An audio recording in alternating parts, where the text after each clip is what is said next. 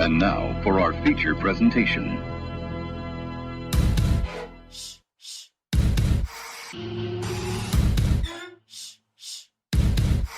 You're listening to the JB and Goldwater Show.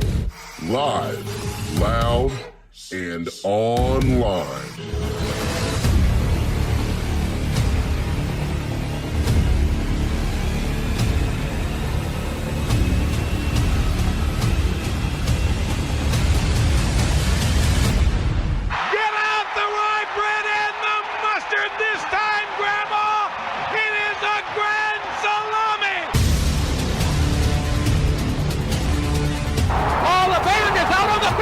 He's going to go into the end zone. Puts it up.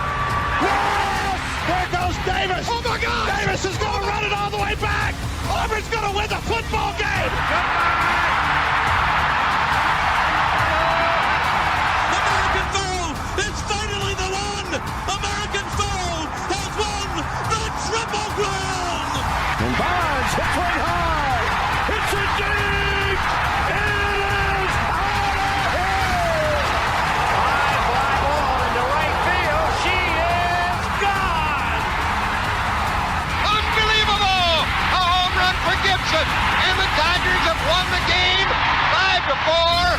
I don't believe what I just saw. Here are your hosts, Jamie Bradford and Darren Goldwater.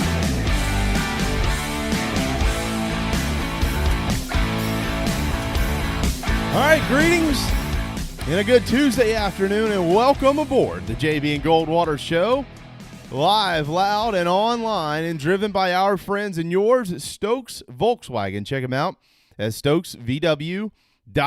Good to be back after a day off, Labor Day. Happy Labor Day to all of you. We are happy that it's also game week in the state of South Carolina, in the ACC, in the Big 12. 3 of 4 in-state teams playing football this fall. We'll do it this coming weekend. Clemson, of course, at Wake Forest, Coastal Carolina, and Kansas, and the Citadel. They'll make the trek to Tampa against South Florida. That is Darren Goldwater to my left. I am Jamie Bradford. We're here till 2 o'clock this afternoon, and between now and then, we got a busy day. You can watch us on Twitter, on Facebook, on Periscope, on YouTube. You can listen on the Podbean app. It's all free. JBandGoldwaterShow.com as well. Across all social media platforms, at JB and Goldwater. He is at Darren Goldwater. I am at Sports Radio JB. And collectively, again, we are at JB and Goldwater. Darren, happy Labor Day post-weekend. How was it? Happy Labor Day post-weekend. It was good. I mean, it was a busy day yesterday, just kind of watching the golf wind up and then trying to watch a little bit of that football game, which was a disaster. Overall, though, good weekend. Good to get back calling some football. And then, it's about it. Good to be back working, too. Good broadcast Friday night, you and Dean. We had a good time. It was a great broadcast. Well, I appreciate it. Actually, it was. It was a great broadcast, especially doing it from the studio the way you were doing that.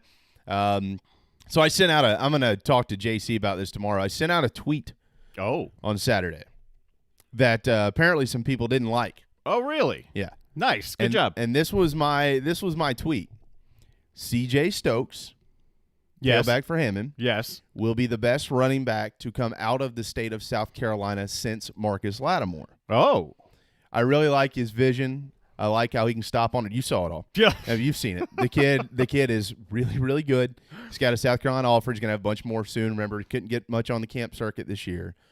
They clocked him at a 4.4, but he's also been timed in the high 4.3s, and that's only going to get better. He's built like a brick. He runs downhill. So I just looked at it, and I didn't say he's better than Marcus Lattimore. And I said out of the state of South Carolina since Marcus Lattimore. We haven't had a lot of huge – Mikey Dukes, obviously, at First Baptist, but there's not been a lot of big-time tailback prospects to come out of the state over the last 10 years. Yeah. Boy, there are some people that just didn't like that. And so I was like, okay, look, I'm just giving an opinion. I'm just saying he's a junior. Wait till the end of his senior year, and you'll see what I mean. That's just what I think, and there's people that didn't like it. So I'm going to talk to JC tomorrow because it actually evolved into this. There's this one guy, this one very uninformed Twitter fan, who said keyboard warrior. Oh yeah. He plays skis. Most of those guys couldn't start on the JV at a 2A school in South Carolina. I'm like, boy, are you wrong?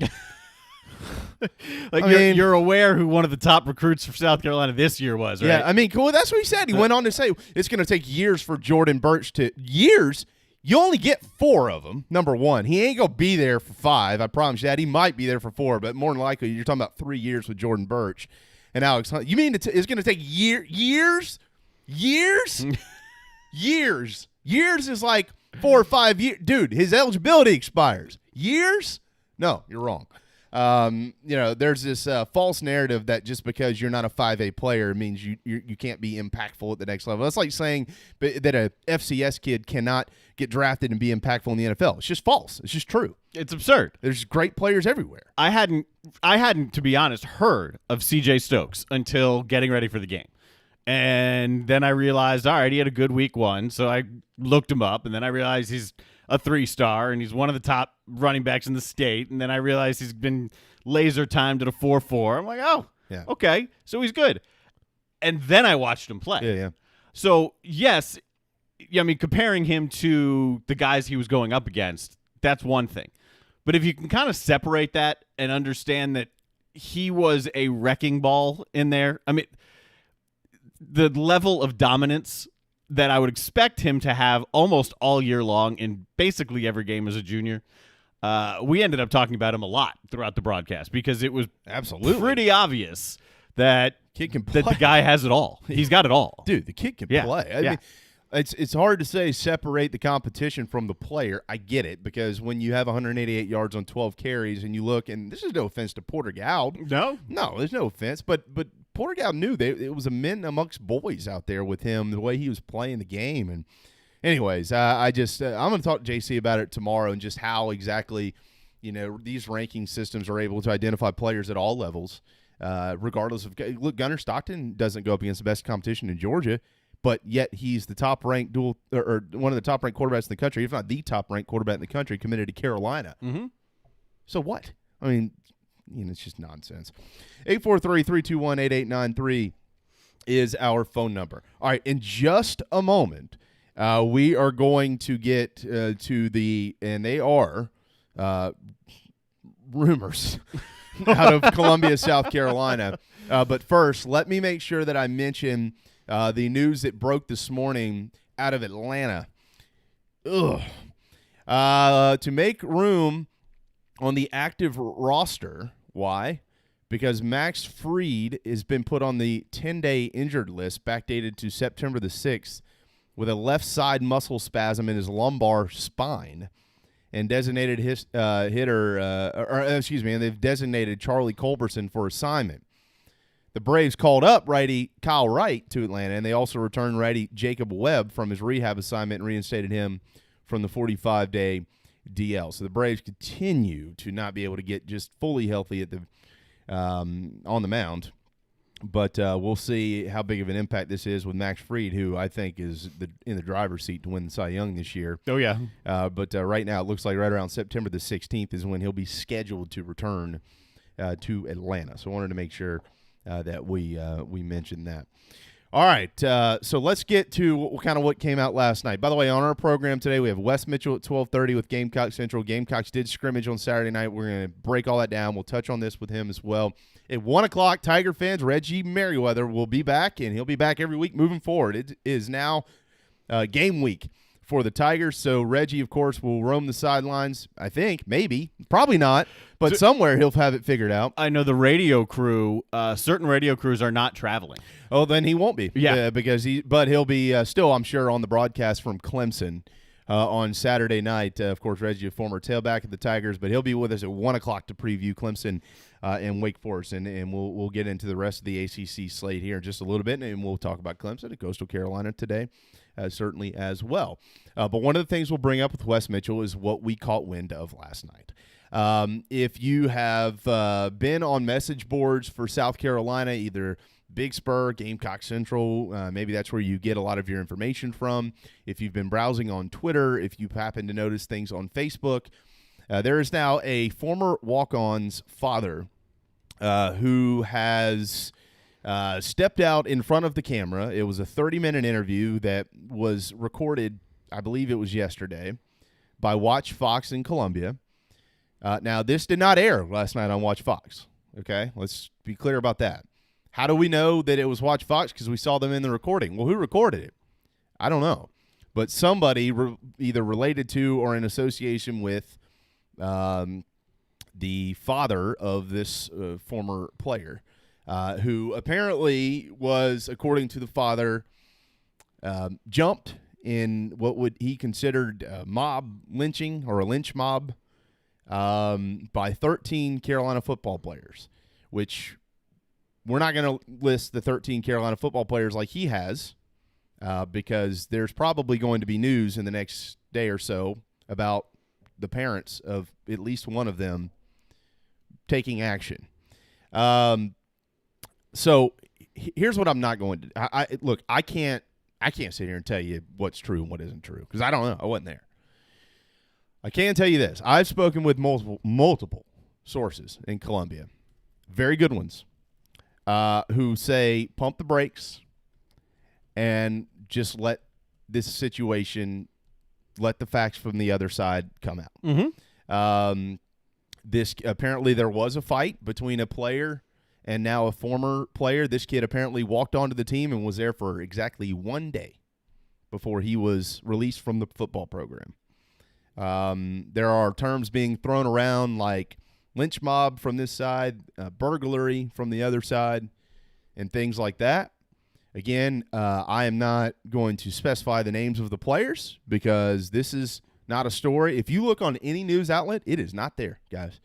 But we are a sports radio show, and we're not dealing in rumor here. This is just something that has floated to the surface, and so I'm addressing what I know about it. And what I know is that you need to put your foot on the brake and not the gas pedal on this story.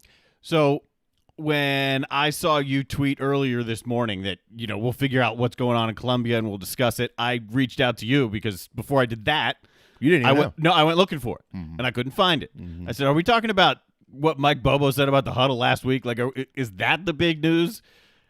So the fact, and this is nothing against our good friends at Gamecock Central and the Big Spur, because I understand that, A, they break news regularly. B, they are excellent sites and newsworthy and noteworthy sites. However, if you're looking at rumors solely on a message board and there isn't more than there isn't a tangible link to something bigger than the message board, it's definitely pump the brakes time. Yeah. It's wait a second here. Let's at least take a breath. Let's have some people figure it out, because all this is then is people going back and forth, keyboard warriors, just going back and forth. I heard this, and it spirals out of control before you know it, because me sitting behind a keyboard saying, I heard this, I could have heard it from anybody who could have heard it from anybody else. Right. And it's very noteworthy that Watch Fox did not air that interview. Yeah. If they were confident in a story, whichever side that story resides on, if they were confident in a story, they'd have run with the story. Absolutely. I mean, look, we all know what today's world is. With social media and transparency and the rumor mill and how things work, we've seen media outlets time and time again daily reporting things that you don't have the other side of the story. And until you do, you probably don't need to, but they do it anyways. And I'm not saying local necessarily. I'm just saying anywhere and everywhere. So I would caution you big time, just big time, based on the information I've received, to not jump to any conclusions about what you are hearing. Now, in saying that, again, I don't know the truth. So if somebody listening or watching this program runs to Ray Tanner at South Carolina and says, Jamie Bradford said this, well, play the whole thing. From what I understand, there was some sort of an altercation between this now former preferred walk-on and a current player, if not maybe more, but specifically one on the football team. But the uncertainty is to what led to that. And how did that happen? And if you watch this 30-minute video of the father of this player, we can speak to that because we got the father's words in 30 minutes right here. I mean, you can go watch it if you want to. And you go check out his Twitter page. You can judge for yourself. He's bouncing around with what he thinks the truth is, or what he, quote, knows the truth to be. And, he was this is what I found odd about this. He was very public about his conversations with the police department and with his own attorney, which generally that's not something you say. I guess he fired the guy. So he fired his attorney? Yeah, because I think his attorney advised him against what he was pushing to do, and I don't think he liked that, and he said it in the video. So an attorney advises him not to go public and not to do what he's doing, so he fires the attorney and does it.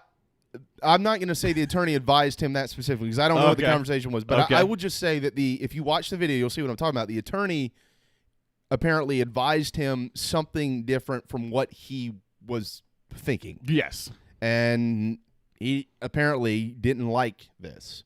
So from what he says, he's released this attorney of his duties and representing his son and maybe himself. I'm not sure. So calm down. Over the next 24 to 48 hours, there will more than likely be more to this story from at least the other side. The statement last night, I think Sports Talk, let's credit Phil Kornblut and Sports Talk, they did get a brief statement from South Carolina, and that statement, all it said was, Will Muschamp, Ray Tanner are aware of this. It's an ongoing investigation, and we're not commenting. Mm-hmm. So that means nothing. That means that's what's going on. That means they're aware. That's they're not going to tell you anything until they have an idea of exactly what is happening and why it happened. Today is also September the 8th. This happened about 2.5 weeks ago. More than that, maybe. This is something that it has been within the football program. If you watch the video, you know the names. Clearly, these guys have been practicing. Mm-hmm. Will Muschamp has mentioned them in his practice reports and things like that. I think one of the big things that happened in this interview, and I'm speaking to the interview here because I watched it, was that this father says that there was a cover-up, did mention a specific member of Will Muschamp's staff and what he thinks should happen with his future duties at the school. Mentioned that he thinks that the USC Police Department should not be involved and that somebody else should be, like Richland County, the Sheriff's Department. But I would go watch that, and that's really all we can say. This was what I'll finish with. I talked to multiple quality sources who have led me to believe that South Carolina, there's another side to this story. And when that comes out, we'll discuss it more.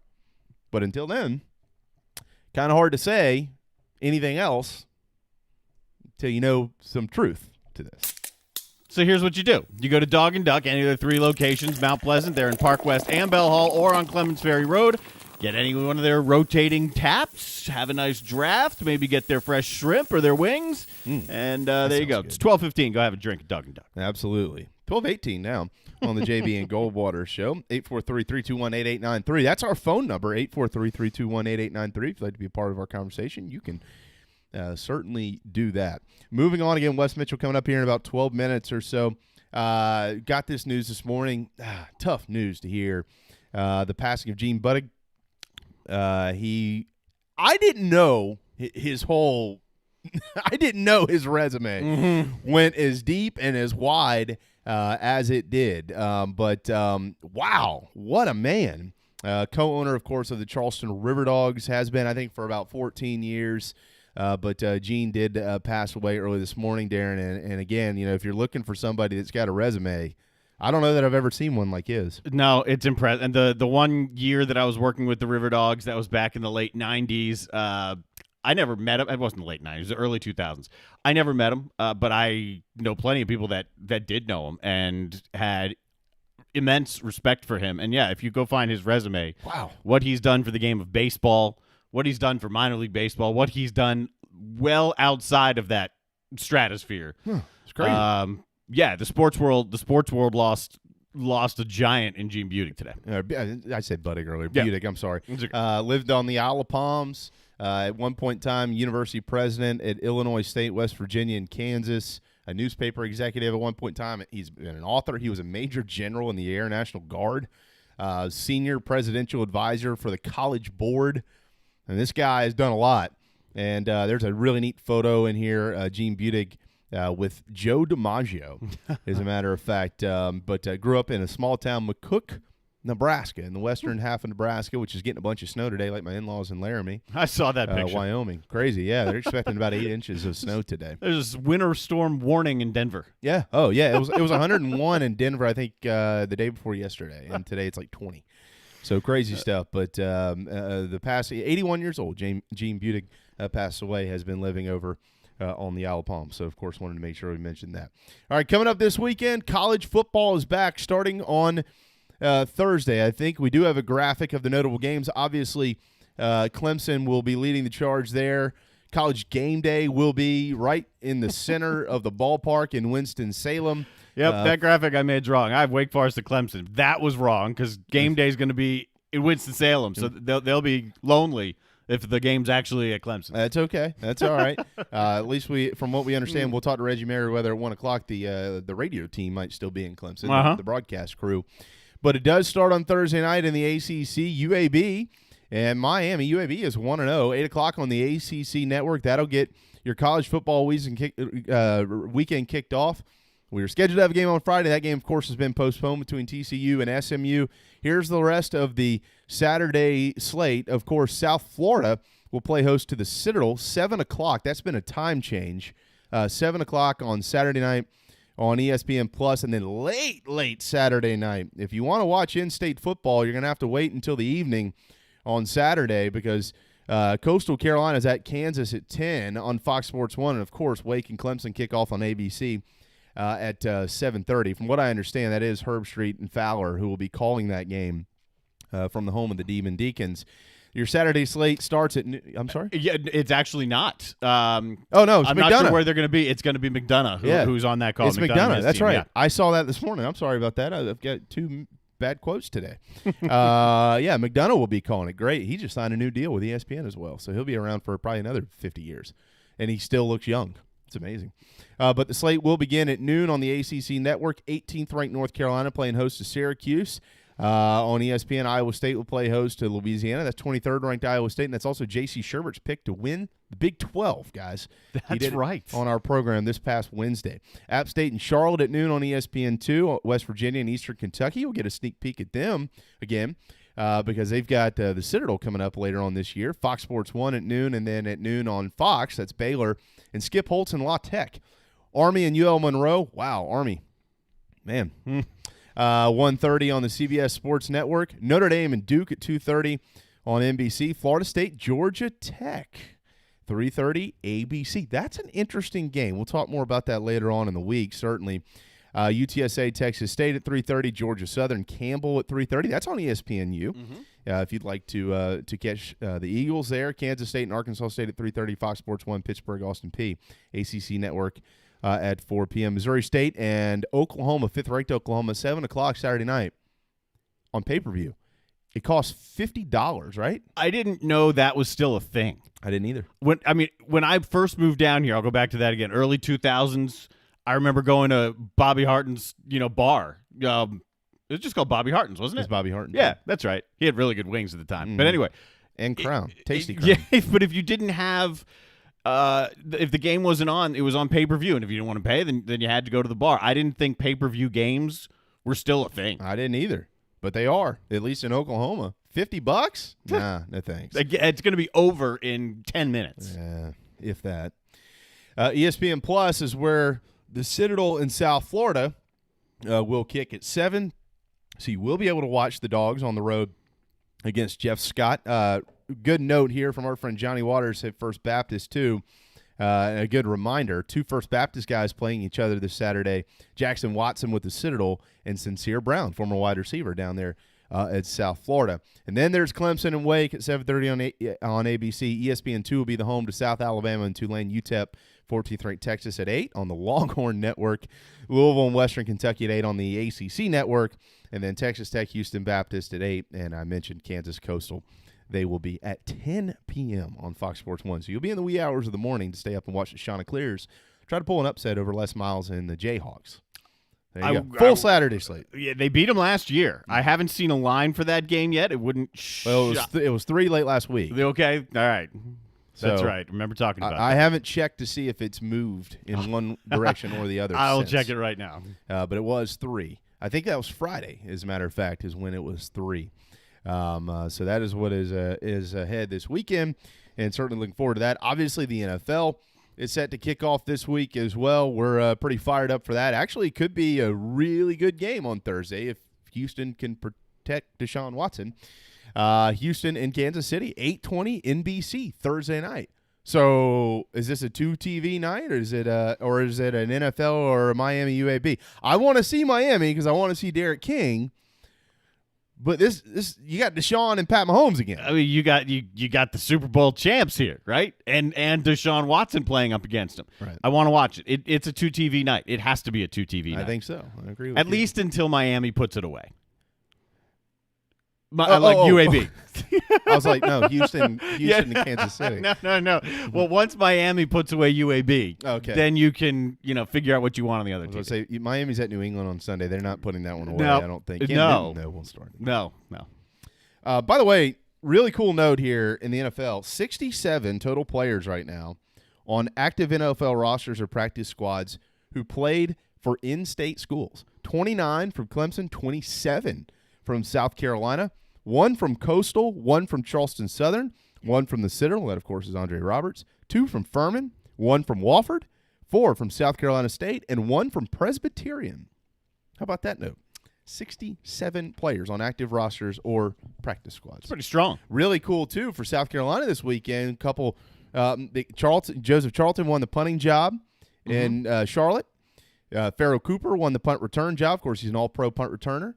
Dennis Daly going to start on the offensive line again. And then out west, we learned that Brian Edwards will start at wide receiver for the Raiders.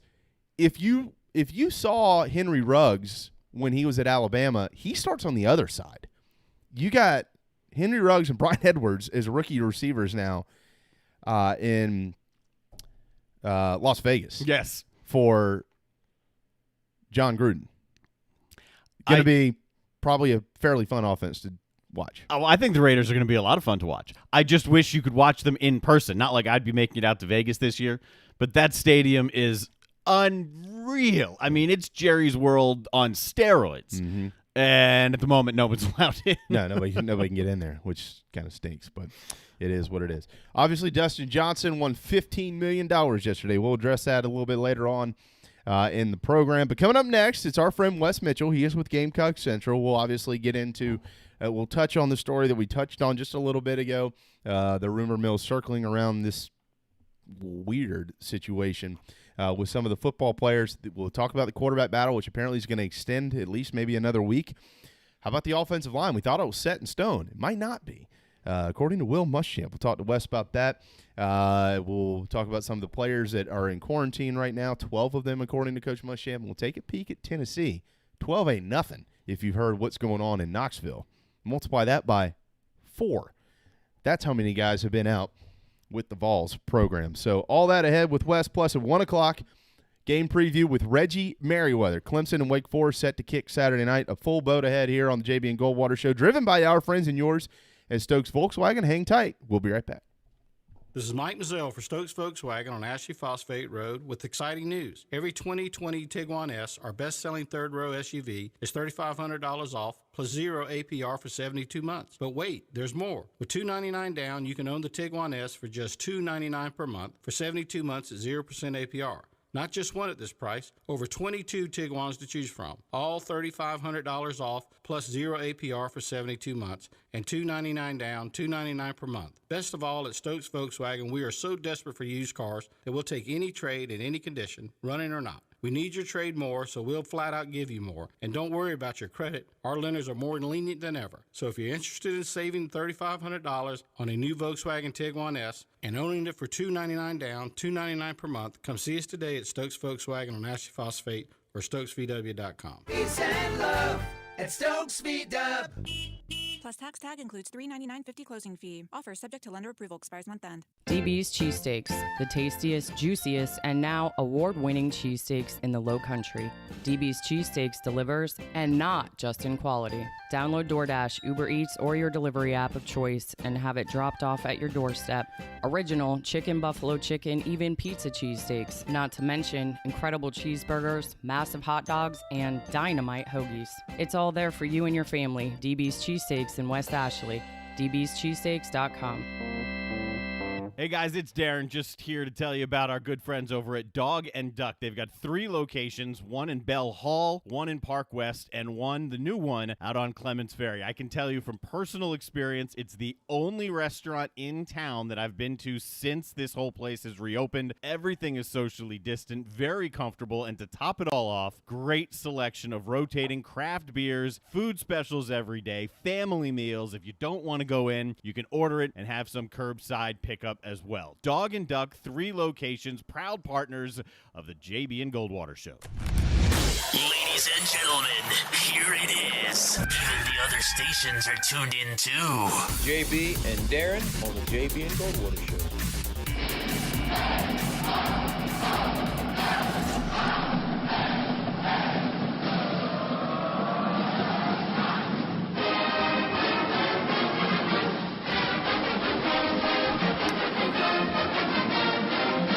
Soon, less than 3 weeks away, you'll hear that out of Williams-Brice Stadium when the Tennessee Volunteers roll into town to take on the Gamecocks. To talk about them, it's our friend and yours, everybody's friend. He is one of the kindest guys in sports media, and he deals in fact, not rumor. It's Wes Mitchell with Gamecock Central on Twitter at Wes Mitchell GC. Very handsome man with a nice haircut as well. Hey, bud. Hi, that's a great introduction. What's up, guys?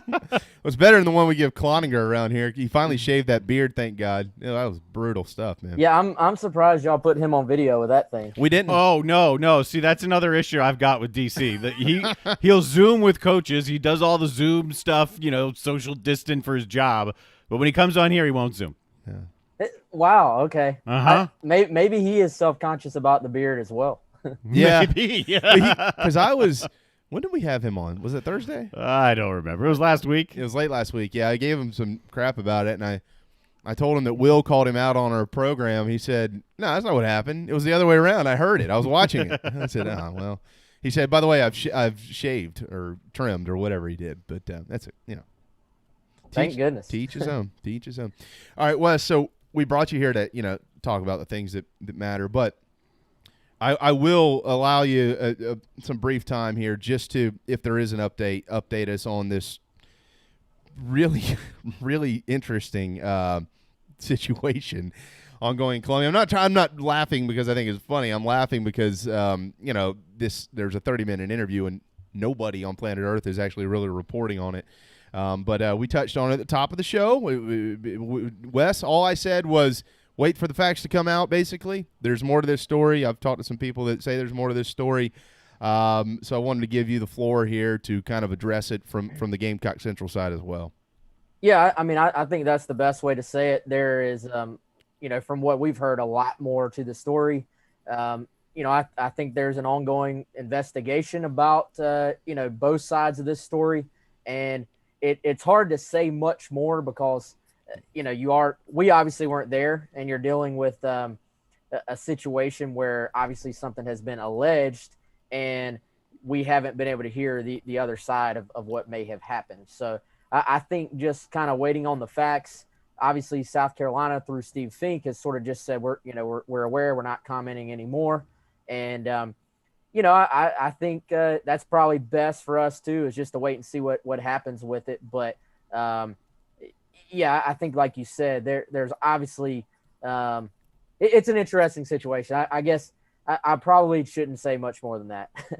Well, I'm with you. I mean, I told Darren, I said, I've got to be very careful with what I say here because unlike unlike somebody somebody specifically here, which if you've seen the video, you know who it is. We're not mentioning names. We're not doing any of that stuff. Just let this thing play out, and then we'll address it there. By the way, this happened a while ago. So I am kind of led to believe here that if there was something that was there, that this has been handled by the staff, and the investigation is ongoing. That's all we know. So stay tuned to Gamecock Central, and when an update is out, I think Chris did post an update or two earlier, and those updates I think are very similar to what Wes is saying. So just be cautious. All right, Wes. Also, while we're on the topic here, never a dull moment around here. I'll tell you that. No, there's not. There was also a video that made its way to social media yesterday and got promptly taken down from inside of the ballpark on Saturday night. There's some people that just want so bad to be relevant, and they decided that they would do that, and it was addressed quickly by the University of South Carolina because guess what? No media was allowed in there. But we Will had a I think I tell you what, Wes, I did want to get your tone or your thoughts on the tone of Will Muschamp in his press conference on Sunday. I wasn't actually available to check in with him, but he just started off just jabbering away for about 5 or 6 minutes, seemed very upbeat. I've kind of noticed a different tone in him this year in the preseason as opposed to past preseasons. Have you? Yeah, I think he's been in a good mood, man. I mean, the press conferences, for whatever reason, I feel like have gone longer. Generally, and I thought early on it was just because, maybe we hadn't talked to him in a while. There's a lot to cover. And as these things have continued on, you're still talking about, I think it was 30, maybe 35 minutes on Sunday after the Saturday scrimmage. And, I think he just likes the way these guys have competed. I think he likes the way his guys have handled everything, outside of football as far as all the COVID regulations and protocols you have to put into place. I think he likes this football team. Now, we'll all find out what that translates to on the field, but yeah, absolutely. I thought the same thing. Not just Sunday. I thought the other press conferences, I was like, man, coach seems to be in a pretty good mood this offseason. So, we'll see if that translates, but there's obviously still some questions on this team that are going to be answered as the season plays out. But yeah, definitely in a good mood. So the questions that are out there, we'll leave them there for a second. Let's try and find some answers. What answers did we find from Saturday's scrimmage other than we don't have an answer yet at quarterback? Yeah, the non-answer answer, I think, was the first answer we got was that there is not going to be a starting quarterback named, right off the bat. They had talked about possibly after the scrimmage, naming one. And, I think the fact you still have two guys competing, there is a point where you do, as Bobo talked about last week, you do want to name a starter. He said basically when you turn the page to Tennessee, they've already done all their scouting and stuff like that for Tennessee. But as far as practice, it's still more, you're focused on yourself. When they turn the page to Tennessee, which is probably, about a week and a half out of that game, you really would like to go ahead and be able to cut those reps down into, here's my first string, here's the second string. But hey, the other thing, guys, Muschamp has always said immediately, it's not quite like normal years. You don't really quite have that set 1 and 2 at positions because you never know when a guy, he doesn't even have to get COVID. Contact tracing, you never know when a guy is going to be down. And guys, you could be out for 14 days, right. Potentially, off of a contact tracing situation. So, I think both of these guys at some point are going to play. Luke Doty, as we saw in the video, breaking news, Luke Doty is really fast. Yeah. We did learn that. But yeah, I tend to think this is a close battle. It has felt like Colin Hill's, that the advantage for him has been that he does have so much experience within this scheme. But to give credit to Ryan Helinski, he's hung in there and kept it a battle for a while now. Yeah, I think it was the first scrimmage. Will said Ryan was the player of the day, and then this past weekend, I think Colin was kind of the player of the day, as decided by the coaches. And so they're going to let this, from what we understand, go through one more scrimmage, which will be this Saturday at noon, and it'll be very similar to what happened this past Saturday. I don't know if Wes. I don't think they'll have as many reps But just the setup of it, kind of trying to mirror that of game day, which this weekend, of course, will mirror the game in the Swamp because it will kick at noon. I continue to say with this quarterback situation here, whoever starts at quarterback in game one earned this. I mean, this is a real battle. I mean, that means to me that they had a hell of a camp. I think from what I've been told, Wes, and you probably know much more than I do, as most folks do, Ryan, I think, struggled to start in just kind of understanding things, but that has kind of caught up to his ability. And I think that's where maybe this race tightened. I think if you would have asked a lot of people maybe 3 or 4 weeks ago, Colin Hill was certainly the guy. But from what I understand, Ryan has really come on pretty strong. Yeah, I think this offseason there was maybe an assumption from the fan base is that sort of the baseline answer would be that Ryan Helinski is your starter just because he started last year. I sort of, from what I was hearing, behind the scenes and sort of what we hinted at in our reporting, I sort of heard the baseline answer would be, if all else sort of stays the same, that Colin Hill ends up being the guy just because this is an offense very much built on the quarterback knowing exactly where the ball needs to be pre-snap, post-snap, getting yourself into the right plays. Neither one of these guys is going to be scrambling around making broken plays happen. It's all about staying within the structure of this offense. So when that's the case, that's a huge advantage to be comfortable in exactly what is supposed to happen. So, yeah, I think Colin Hill was sort of the baseline answer. I'll say this, if Ryan Helinski ends up beating him out, then absolutely he has earned it. And I think that means really good things for this quarterback position because that means Helinski has been forced through the competition to take another step up, as a player. So every coach that's ever coached will tell you competition is a good thing when guys are willing to sort of fight it out as opposed to sort of back down to that competition. And I think both of these guys, Helinski coming through player of the day last week, but then Colin Hill sort of firing back and winning player of the day this past Saturday for offense. I think that's a good sign for the competition within this team. And you have two guys that it seems like have been willing to help each other out and haven't really made this competition personal. It's more been about the betterment of the team, I think. Wes Mitchell's with us, Gamecock Central. So talking about the offense, it made a lot of interesting news, I guess, when Mike Bobo started talking about the huddle and wanting to use it, and then the internet implodes because now you're thinking that they're going to like Big Ten from the 60s style of offense. What was the interpretation on your side of Mike Bobo and what he really wants to accomplish? Yeah, I mean, as much as I love Twitter, Twitter sucks. It does. Like Bobo talked extensively about offense and, did he have a point? Did he mean what he said about how the, offenses as a whole have sort of lost some of your technical aspects because we're going so fast? And it almost has become a thing of who can get to the line of scrimmage fast enough and snap the football. I think we saw South Carolina the last couple of years try to go faster.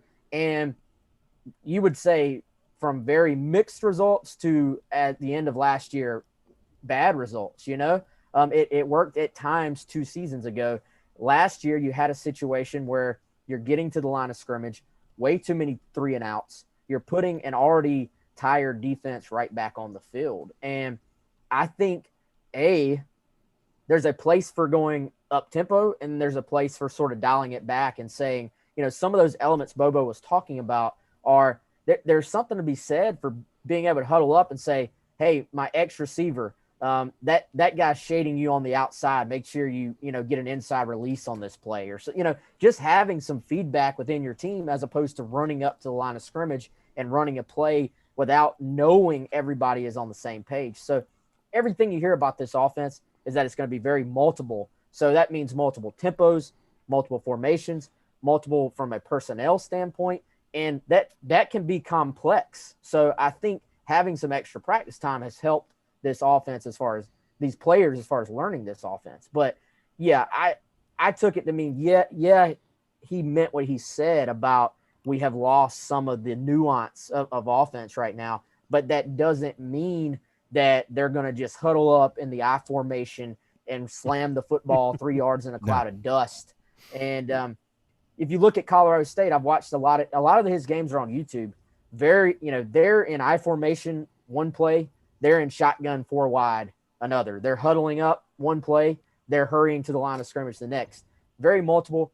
And guys, there is something to be said for zigging when everyone else is zagging, because if you have an outstanding, proven offensive playmakers, proven quarterback, and just a crazy talented, explosive offense coming back, there's something to be said for, hey, let's get on the line and let's run as many plays as possible and put the defense on their heels. But as we've talked about, South Carolina is not at that point. So there is a case to be made for slowing things down, trying to win with defense, and trying to pick your spots on when and where you attack and defense with your offense, I think. On Twitter at Wes Mitchell GC. Wes Mitchell, of course, with Gamecock Central 1245 here on a Tuesday afternoon. Changing personnel. We talked a lot about this with Michael Flint on Friday. This is something that South Carolina just didn't do under Brian McClendon. Brian McClendon actually had a lot in his offense from Kurt Roper, and guess what? He didn't do a lot of that either. Mike Bobo does. Mike's been doing this a while, and he's learned a lot as an OC and, of course, as a head coach. And he'll implement that starting Saturday, September the 26th with Carolina. Here, though, is one of the conversations we haven't had a bunch of because we thought, well, this is all fairly settled. That's up front. Will, a couple weeks ago, right here with us, said, yeah, Eric Douglas is our starting center. So we all kind of thought, well, okay, all right, Eric Douglas is starting center, Wes. We know who the starting 5 are, all right? You got Turntine, you got Sedarius, you got Douglas, you got Gwen, you got Wonham. There you go. Maybe not. Will said on Sunday night, yeah, he's looking for more consistency up there, and they're moving some guys around. What have you heard with the status of the offensive line?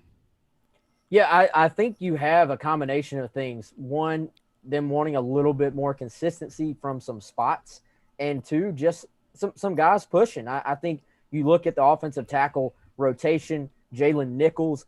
I actually was told he was taking first-team reps last scrimmage as well, going back to the previous Saturday. So I think he's made a real push at that right tackle position. I think we all know Dylan Wonnum is going to be a starter either at left tackle or right tackle. So right now, you sort of indirectly, I would say you have Jazz Turntine versus Jalen Nichols sort of battling each other. Ja'Kai Moore sort of in there as well. But if Jazz is the starter, I guess he's probably your left tackle and Dylan is your right tackle. But if Nichols keeps pushing, then I think he's probably your starter at right tackle. And then, you go to the other side with Dylan Wonnum at left tackle. But he's the guy of that bunch who can really slide back and forth and do either. But, I think it's good. Again, competition is not a bad thing. I think Jordan Rhodes, getting him back on the interior as the year goes on, he's already a big kid. So there's going to be an adjustment.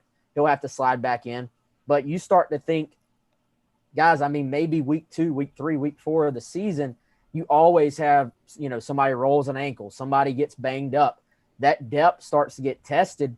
Maybe that's when a Jordan Rhodes steps back in, at guard and helps you. So I thought it was funny how Muschamp said, yeah, Jordan called and said, he misses us around here. So some guys obviously saw everything that's gone into COVID and decided, I need to opt out, whereas other guys sort of took the Nick Markakis route and said, I miss being around my teammates. I miss ball. I want to get back out there. So long term, I just have a feeling Jordan Rhodes ends up helping this team. You look a month and a half, whenever down the road. Wes, well, the good news with the offensive line, they got 10 or 11 guys that they continue to mention here. If you had to grade this group, let's say based on years past, what would be that Wes Mitchell grade going into the season? I'll give them a B+. Okay. And people, I think no one's ever happy with their offensive line play. Like, I've spent enough time on message boards. You can go to Alabama's message board after week 1, and they are absolutely furious about how their offensive line has played. Because we sort of lose track of the fact that these defensive linemen they're going up against every week in the SEC are just absolute monsters athletically, and your most athletic big guys, most of the time end up on the defensive front. So I think there's really no such thing anymore as a dominant offensive line in the SEC. And guess what? There's no ECU anymore to just rack up these dominant performances where you really push someone around. So I would, it's kind of twofold. I think the offensive line is going to have to be the strength of this offense. That has to be what this offense leans on early on in this season, especially. But from a fan perspective, I think you got to dial it back just a little bit, right? You want to expect it, most plays you sort of break even, right? Like it's kind of a stalemate, and then you need somebody else to make a play. So I don't think you can expect a dominant offensive line from anybody. But I think comparing South Carolina's offensive line to their other positions on offense, I think there's going to be a lot of expectation for this offense, high expectations, I should say, and frankly, some pressure. I think that the coaches are going to have to say, hey, guys, we got to lean on y'all. Y'all have to sort of be the rock for this offense, especially early in the year when everything else is getting settled. Absolutely, yeah. Still trying to settle the receiver positions. If Jalen Brooks is cleared, he'll start, which I guess is good news for South Carolina. But certainly there's still some what I would call youth out there, no matter what the year says next to their name. It's just young into the program, and at least at that position. One more position group I want to ask you about, then I want to move on to Tennessee here. We expected, I think it's tomorrow or maybe Thursday to have Zaquandre White back out there. I don't know if it's full go or not. Today. Is it today? Okay. Today. So will he be full go today? Full go, or is he just practicing? I don't know about full go, and I was trying to find out. I haven't received word back yet on if he was out there or not this morning. They should be about done. They should be finishing up right now. But actually, they just finished up. So, we'll see. I think generally you have to ease it. It's a hamstring. You have to ease a guy back. And, Zaquandre was the guy I sort of had circled when Marshawn Lloyd went down as being, hey, this is going to be the guy. He's going to be the starter. Well, obviously he's missed so much time, and he needed these reps in this new offense. So I think that hurts him. But you've kind of had a little battle. Kevin Harris has gotten – a lot of first-team reps, but then you look, Deshaun Fenwick has done some really good things, and then Rashad Amos, this is the guy, I think, comparing him to the returners, maybe has a little more burst, a little more make you miss than those guys, but, Bobo, the one thing I love about Mike Bobo media availabilities is he tells you exactly how he feels, and he said Amos needs to grow up, so there were no mincing words there. That's common for freshmen. I mean, very common for true freshmen. But I think we've talked about Rashad Amos many times before. There's an opportunity here for him to step in and I think be a playmaker on this offense. And let's be honest, this offense needs guys who can make plays. And I think which of these running backs is going to take a play that's blocked for 3 yards and make it a 6 or 7 yard run? Who's going to take a 10-yard run that's blocked very well, but then make a guy miss and turn it into a 25-yard run? I think that's what Marshawn Lloyd was going to bring to this team. Now the question is, can one of these other guys, fourth guy, if you add in Zaquandre, if he's healthy, then whoever can do that and consistently do it is probably going to be the guy who, as the year goes on, finds more playing time, I think. Speaking of playing time, Tennessee's looking for some guys. Got any eligibility left? They were supposed to scrimmage on Saturday. They didn't. 44 players who were unable to go, the bulk of which were due to contact tracing and positive COVID-19 tests. That does not mean that almost 40 guys have COVID-19 at Tennessee. It just means contact tracing. Will Muschamp already addressed this on Sunday night with his guys. I love how Will just kind of always slips things into the conversation. Oh, yeah, we got 4 guys who tested positive, 12 out with contact tracing. But anyways, that burger was really good. Jeremy Pruitt wasn't as upbeat about it. So they did not scrimmage 44 guys. And this has been, this is extended periods of time. Have you dug into the Vols much as we are under 3 weeks away from the opening ball game? What are you hearing out of Knoxville? How is this affecting their football team? Yeah, I think it has to affect you a little bit. And, it's a perfect example. And if you're South Carolina, you're using it. Don't use other people's issues to point it out so that maybe you can avoid them a little bit. I think. And, to Muschamp's point, you can test positive being completely careful. You could get it even if you are super careful. But I think this illustrates with the contact tracing, which you have to do it. I'm not saying you shouldn't do it. You have to do it. But it illustrates how quickly you could be down a lot of guys. Just boom. You could find out, they're testing on Friday. Mm-hmm. If you find out Friday night or even Saturday morning, you could go from having a game plan for this guy, and then, sorry guys, you're out. And the thing is, they could be completely healthy, but because of the contact tracing stuff, you have to hold them out. So yeah, I think this has to affect them. I haven't gotten a whole lot on Tennessee in particular. I do know from what I've read, they're in a situation at wide receiver similar to South Carolina where, there's a lot of question marks. They've lost some talent. They had a grad transfer come in from Georgia, or a regular transfer come in from Georgia. I can't remember, but he has opted out. So major question marks there, which we all know.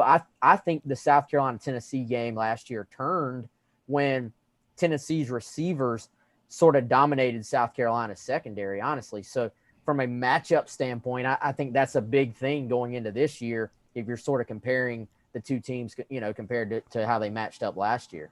Wes, I think something that's beneficial for the SEC is what's happening now in the Big 12. Bob Bowlesby has regularly said, look, there are probably going to be some disruptions, and they put out this memo's the wrong way to put it, but basically you got to have the 53-man roster available, ready to go. You got to have a quarterback, specific number of offensive linemen, and now we're seeing at least 2 games in the Big 12 have already been postponed. So has the SEC said anything about that 53-man or what it would take in order to postpone a game purely from a football numbers standpoint?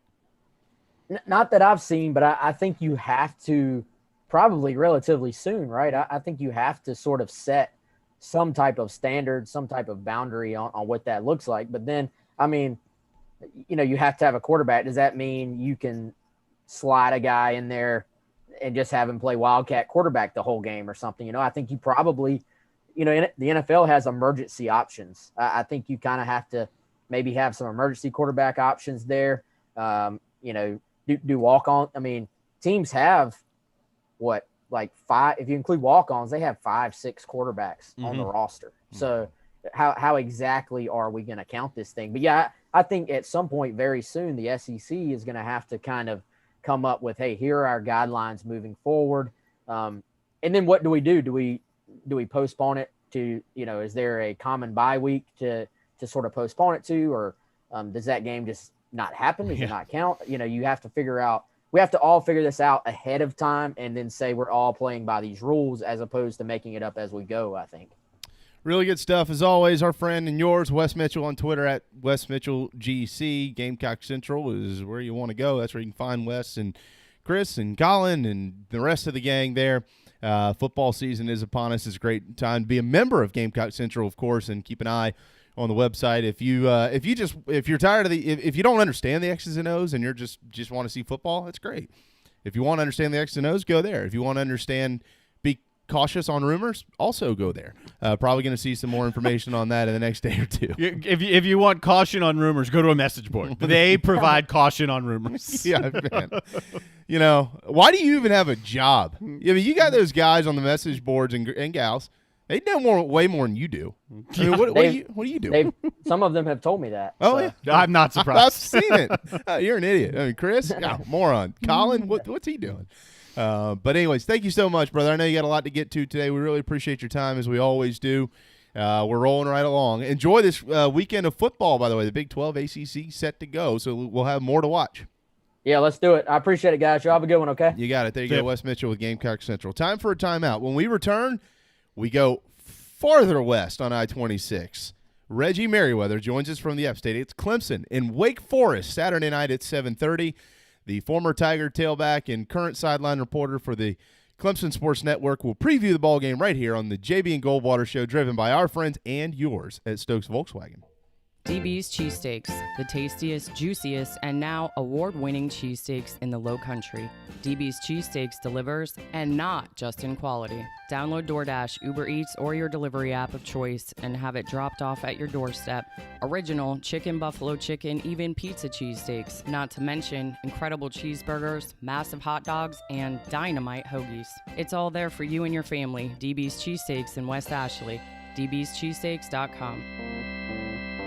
At Patriots Point Naval and Maritime Museum, families walk in the footsteps of our nation's heroes, the brave ones who risked their lives to defend our way of life. Home to the aircraft carrier USS Yorktown, USS Laffey, and the USS Clamagore, there's more than 1 million square feet of exhibit space to roam. White Glove certified, we have several new health safety measures in place to enhance the visitor experience.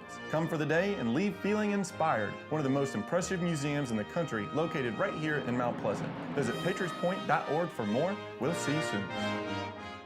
Hey guys, it's Darren, just here to tell you about our good friends over at Dog and Duck. They've got 3 locations, one in Bell Hall, one in Park West, and one, the new one, out on Clements Ferry. I can tell you from personal experience, it's the only restaurant in town that I've been to since this whole place has reopened. Everything is socially distant, very comfortable, and to top it all off, great selection of rotating craft beers, food specials every day, family meals. If you don't want to go in, you can order it and have some curbside pickup as well. Dog and Duck, 3 locations, proud partners of the JB and Goldwater Show. This is Scott Glaze, head golf professional at the links at Stono Ferry, located on the outskirts of Charleston, South Carolina. I'm inviting you to tee it up on one of the most scenic and challenging courses in the Low Country. Our back 9 is highlighted with 3 holes that border the Intercoastal Waterway. Visit stonoferrygolf.com to book tee times and discover all that Stono Ferry has to offer. The links at Stono Ferry is a former South Carolina Golf Course of the Year and is also home to the College of Charleston men's and women's golf teams.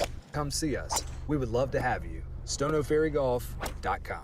Hi, I'm Chris Half, Public Information Officer at the Patriots Point Naval and Maritime Museum. We're home of the mighty USS Yorktown, USS Laffey, Clamagore, and Vietnam experience. And we're a proud partner of the JB and Goldwater Show. We invite you and your family to come see us and enjoy a day on Charleston Harbor. Visit patriotspoint.org for more information. And now, it is my honor to present the National Anthem.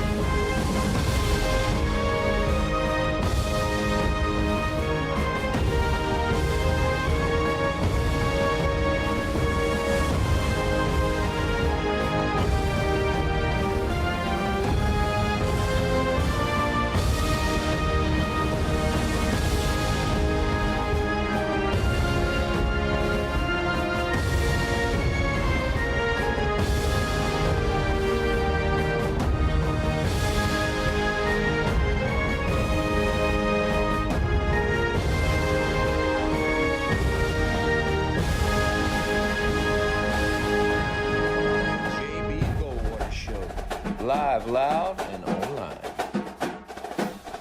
103 Hour 2. Welcome back to the JB and Goldwater Show. Live, loud, and online, and driven by our friends at Stokes Volkswagen. That is Darren Goldwater to my left. I am Jamie. Of course, you can watch us every day on Twitter, Facebook, YouTube, Periscope. Listen on the Podbean app. It's all free. You can do all that at jbandgoldwatershow.com. As well. Check us out after the show. If you missed the show, you can go back and listen to it in its entirety anywhere in the world. iTunes, Spotify, you name it, jbandgoldwatershow.com. It's all there. All right, thanks to Wes Mitchell in that last segment. Coming up here at 1:30, we'll get into some more football news, the Big 12. How about Jay Hopson out at Southern Miss? Some very interesting names emerging for that head coaching position. One game into the season, he resigns, so we'll discuss that. The MLB, the NFL, it's all still on the table. But now, to the upstate we go. We made a pit stop in Columbia on I-26, keep going west, and then real west, and that is right into downtown Greenville somewhere. That's where Reggie Merriweather joins us, former tailback of the Tigers, current sideline reporter for Clemson, although I don't know if he'll be roaming the sideline Saturday night. We'll find out here in just a moment, but he'll preview Clemson and Wake Forest here on the JB and Goldwater Show. My old friend, what's up, brother? Hey, what's going on, guys? Thanks for having me on again, man, and glad you guys are back in action. I know things have been a little crazy, but glad to hear your voice and glad to see you back on the radio, sir. Thank you so much. I miss you around here. You ready to do it this football season again? What's this, the third or fourth year in a row? I think it's the fourth year in a row. Yeah, I'm excited about it, man. It's going to be a little bit different, but from what I've heard, no sideline reporter. I'll be the stands reporter. Looks like I'll be located somewhere in the stands for the home games, and then we're going to do something a little bit different for the away games since we will not be traveling this season. But it's gonna be interesting. Like I said, I'm just glad that the sports are back, and praying that everybody comes out of this thing happy and healthy. And obviously you don't know what you don't know with all the COVID stuff as far as long-term deals. But I'm excited to see football back on, and glad to see that things are moving forward. Oh, looking forward to that. When Don said, let's go down to Reggie and see what he thought about that play. Pull the hot dog out. Oh, yeah, sorry about that. But no, look, man, we're just fired up that it's here finally. We'll get to some things here in just a moment. I know that Coach Sweeney and some of the players, Trevor, of course, notably here, speaking with the media today. But finally, 7:30. So you 7:30 Saturday night. You're not traveling though, right? You'll be calling this game from Clemson, correct? It looks like that's what it'll be. Okay. That's the last thing I heard, but things change from day to day since all the COVID stuff. So, like I said, we'll see here shortly. Probably know something more, like I said, tomorrow or Thursday, but that's what it looks like right now. Okay. Well, best of luck to you if you got to call the game from a TV screen in Clemson, South Carolina. Darren just did that on Friday night with high school football. Yeah, it's not that bad. I can promise you. I've done some remote games before. It's not ideal, but it's not the worst thing in the world. I mean, it'll be tough for you, though. I mean, on the sidelines, you can see what's happening. You can hear what's happening. You could talk to guys and give insight. That'll be the challenge. Yeah, from watching it wherever you're going to be watching it. You can give tips to the running backs like ETN. He needs a couple. Well, I tell you what, man, I don't think Travis and the rest of the gang give me insight, but I will be remiss, a little bit sad to not be able to travel, and that's part of the college experience is just going and visiting other places and seeing the traditions that they take on game day, and that's the biggest thing from this year. Clemson is one of those places that love to tailgate and go out and invite the other team or whoever it is to the tailgate and just have a good time. But obviously this year it's a total 180. So if you don't get tickets to the game, you won't be able to tailgate per se, and it's a lot of little intricate details that they just put out not too long ago. But again, you got to make the best of it. I think a lot of people have, turned tailgating into home dating, and like I said, man, have kind of switched things around, and they're making the best of it. Which again, you think about 2020 as it's been thus far, hasn't been the greatest, but you get handed lemons, you make it lemonade or lemon meringue pie, or whatever the saying is. But, like I said, man, I'm excited to just see that the kids are playing, and obviously just want everybody to be happy and healthy. Absolutely. We'll certainly ready to see them play. We'll kind of start with what we've seen and heard in the offseason, and then we'll lead that into the matchups that we'll be looking at on Saturday night in Winston-Salem, and I think it would be fairly poor to start this conversation around anybody else but Trevor Lawrence, who at this point in time is probably the leader in the clubhouse to win the Heisman Trophy this year. He's probably the leader in the clubhouse to be the top pick in the NFL draft in 2021. And we certainly know he's the leader in the clubhouse of the Clemson Tigers. He has been very vocal and outspoken in support of his teammates and many other things in the offseason, with a lot of what we've dealt with, from social issues to to COVID and everything pretty much in between. But there is no question. There's never been a question about his talent. There is now zero question about his leadership, if anybody out there did question it prior to these moments. Yeah, absolutely. And let's just set straight here, because a lot of people that I've seen on social media probably have lost their rocker from all this COVID stuff. But whether Trevor Lawrence played this year or not, he was still going to be a top draft pick, first rounder. Obviously, you think about all the guys that are coming out this year. Justin Fields, another big name, who obviously has a chance to play in November, if they change it or not. But, point blank period, if these guys chose to play this year or not, they would have still been first-round draft picks. And I think a lot of people are talking about all these kids that, won't have a shot to play or won't have a shot at the NFL. Let's just be realistic, okay? There is over, 100,000 athletes out there as far as college football goes. Only a fraction of those will have a shot to be drafted. Another fraction will have an actual shot to make the 53-man roster. So, again, when you talk about big names like Trevor Lawrence and that type of stuff, these guys, again, they've got the film. They've got the accolades to go with it. Trevor's 25-1 or something like that. There's no sense to even talk about loyalty to Clemson and all that type of stuff. The point of playing college football is to give yourself an opportunity to be able to play the next level, right? We go to school to get an education, to be able to get a better job, right? So whether he plays or not this season, he's going to be a draft pick. He's going to get paid. So that's just first and foremost. And, all the talk about him talking to the president and, just trying to make sure everything's on task for them playing this year, I think that's cool and all. But, again, that's a bit of a distraction, just like everything else that's been going on. It's been a bit of a distraction, whether it's warranted or not. And when I say a distraction, you have a good distraction, you have bad distractions. I think that's a good distraction, obviously, with the Black Lives Matter movement and everybody having a voice this season. I think that's a good distraction. You think about football season in general with the Pac-12 and the Big Ten, bowing out this season. Of course, that's kind of put an asterisk mark beside the season, but at the same time, too, you've got the SEC only playing 10 games and the ACC playing 11. So, scratch your head there for a little bit. Some of the big rivalries, Florida State, Clemson, South Carolina not being played this year. So, like I said, it's quite a big asterisk on the season. But, as far as the football part of it, I'm glad they're getting back to it. But, again, if these guys weren't stepping on the field this season, they'd have nothing to worry about. You've got a couple people that are on the bubble now. You even look at, like, Xavier Thomas. I don't think Xavier is going to play this year. I think he's going to redshirt. But he's another one of those guys that, had great freshman year, didn't have so much of a good year last year as a sophomore.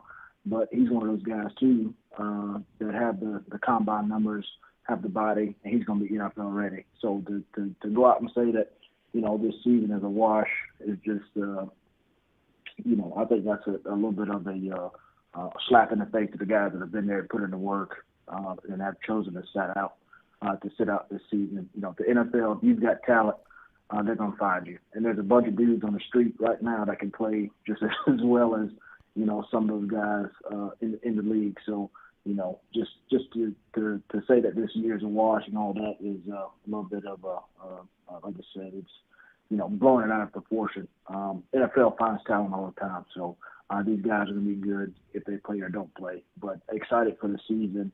This matchup between Wake Forest and Clemson. Obviously, Wake Forest is not allowing any fans. So this is going to be basically like a practice. This is going to be like a scrimmage. And so we used to do, like I said, we're in the Valley, playing orange against white. It's kind of one of those things where you got to BYOG, right? Bring your own guts, bring your own fan mentality, bring your own enthusiasm. And that's why you have all those guys on the sideline cheering for you and calling out plays. I don't know if you heard it last night with, the BYU and Navy game, but you heard those guys calling out pass or run or whatever it was, and you could hear everything on the field, which is going to be really exciting this season. Like I said, to see that, and then even with the referees with their handheld whistles, which was pretty cool to watch too. But like I said, I'm just glad things are moving on, and hopefully everybody is safe and nothing happens this season. But again, you talk about all the talent that Clemson has. And either way, to me, if they played or didn't play, a lot of those guys are going to leave at the end of the year. So excited to see them playing. Among the talent, Trevor Lawrence obviously headlines it all, and we're talking with Reggie Merriweather, who was a heck of a running back in his day at Clemson. Now he's on the sidelines for the Clemson radio network. Let's talk about ETN, because it's hard to see where he can actually improve, and maybe not just on the field, but then his draft stock as well. So in watching ETN over the last couple of years from a former running back's perspective, where can ETN get better? How can he improve, and how can he improve his draft stock? Oh, well, first and foremost, just watching his game. I mean, obviously he is a home run hitter. If you don't game plan for him, first of all, you're probably going to lose your job as a defensive coordinator. But he's one of those guys that obviously can hit the home run at any point in time. For me, he does well in the pass game as far as catching the ball at the backfield, running the football. He's a very hard runner. He's elusive. He breaks tackles. All that is an A+ throughout his game, which I would think he would lead to, again, not take so many unnecessary hits this season and kind of watch his legs. But for me, developing his game as far as what he does without the football, I want to see him downfield getting blocks this season. I want to see him, pick up those extra blitzers. I want to see him, step up and pass pro, man, and just be the man, be that feared running back that everybody says, he's either going to, block me, chop me, or whatever. He's not going to let me get to the quarterback. It's that type of stuff. Seeing him without the football progress, like you said, and be more of a team guy. He celebrates a lot.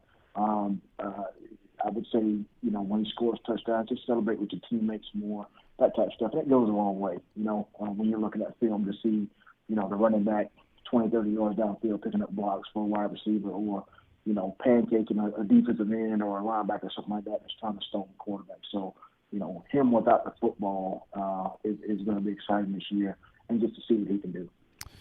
Here is the released this is the depth chart for Clemson. These are the starters up front, and I'm going left to right here. Carmen, Brockhorst, Stewart, Putnam, and Jordan McFadden at right tackle. At tight end, Braden Galloway. We'll touch on him here in just a moment.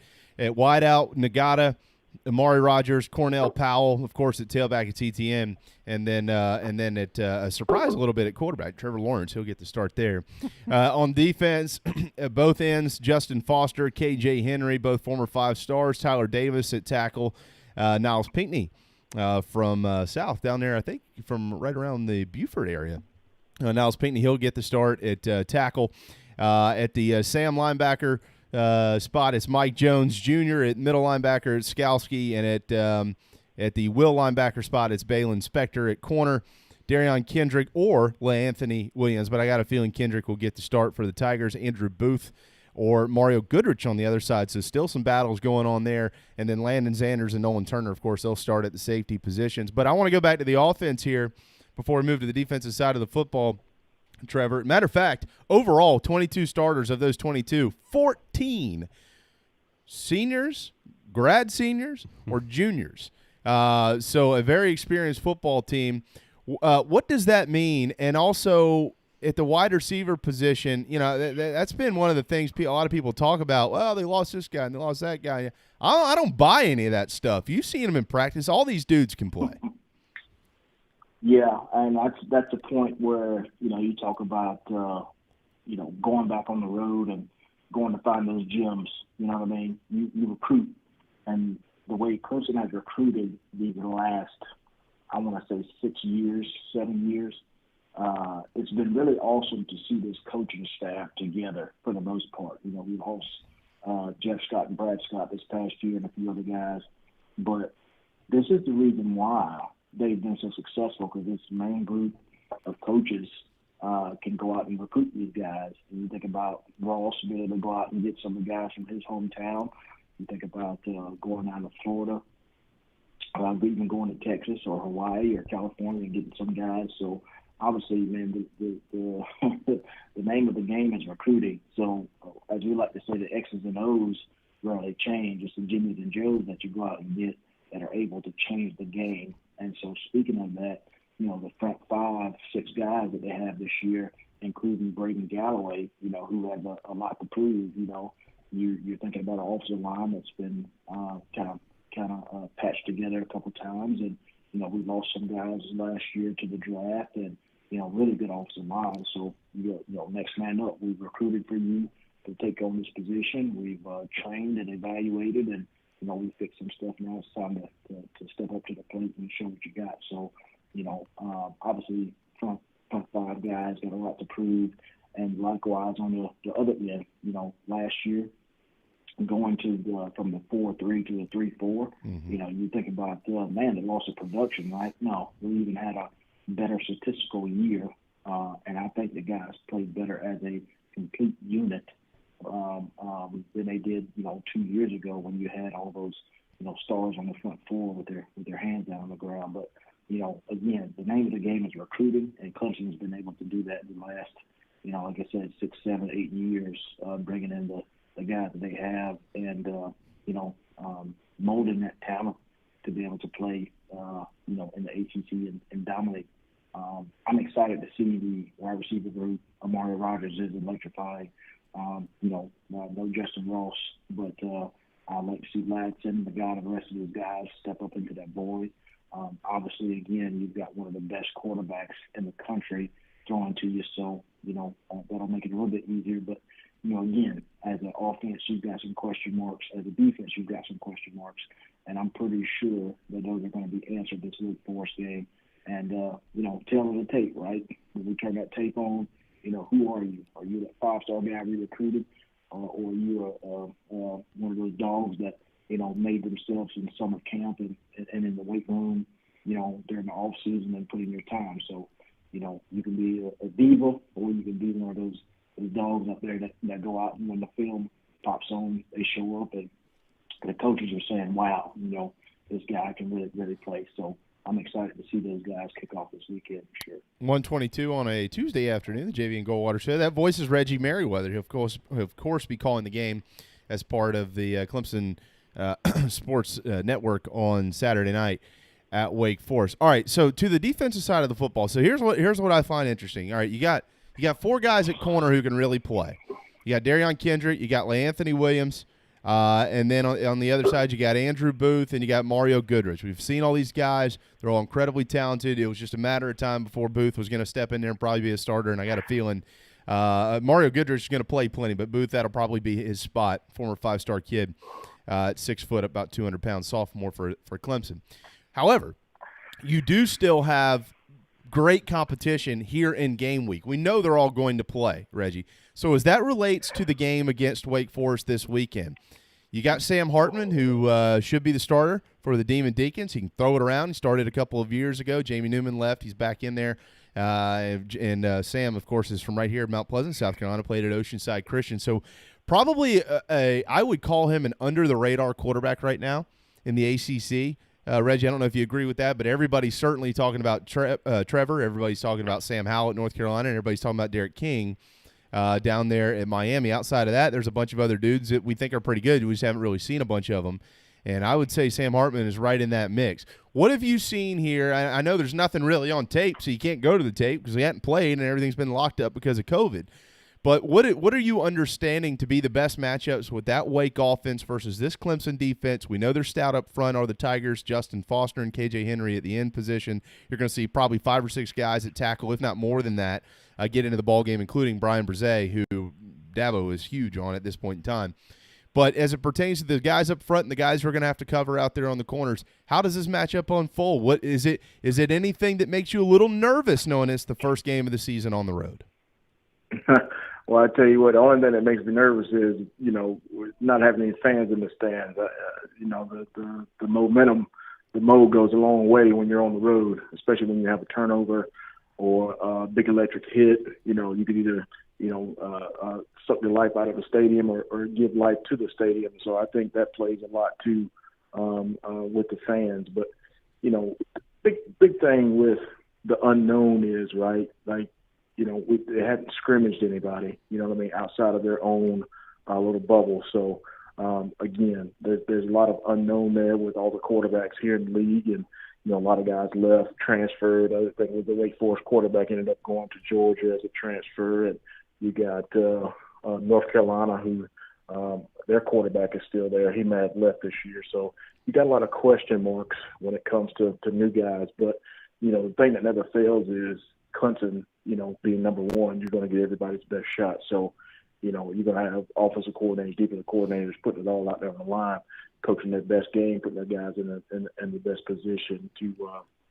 know, to be able to knock you off. I mean, you know, Clemson's number one on the pedestal right now, not only in the ACC but in the college football realm. So, you know, why not go out and call your best game or play your best game at quarterback or running back or defensive back or whatever it is. So the crazy thing about Wake Forest is they've always been a scrappy team. I think the last time they lost to them was 2008 or 7 or something like that, but really scrappy team. They go out there and they play hard, and you know, not to joke, but you know, they hold 40,000, 45,000 fans in the stands. So, you know, a lot of guys don't come to the game to support the team. So this is right up their alley right there, like Duke. You know, this is right up their alley as far as not having fans in the stands and being able to you know, scrimmage. I mean, not joking, but you know, compared to Death Valley, you know, you try to pack out the stands 85,000 every game.